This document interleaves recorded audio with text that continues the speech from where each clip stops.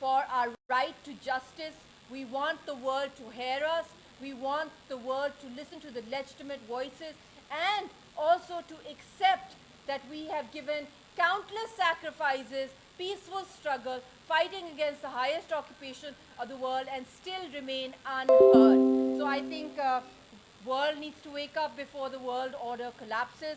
And in the same time, I would like to condemn what happened in Lebanon yesterday, the assassination that took place over there. I think it is a major blow to all the peace efforts going on in the world right now. In the same breath, what happened with the Hamas leader, he got assassinated in Iran, the Ukraine Russia conflict. The world is facing major conflicts, and we all need to join hands to work towards peace in the Middle East and in the world, or all over the world.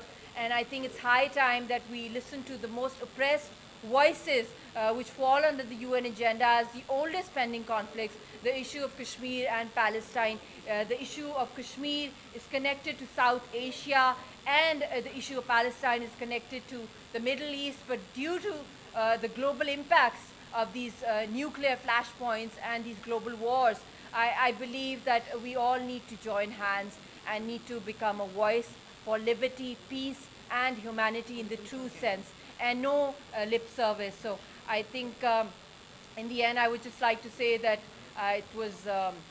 it's been a Herculean task for the Kashmiri people and the Palestinian people to stand against such tyranny and such aggression. And we need to raise their morale. We need to work as peaceniks, as doves, and we need to shun all those elements around the world that are jeopardizing global peace and global economies. And the only way forward is for a final settlement of these conflicts.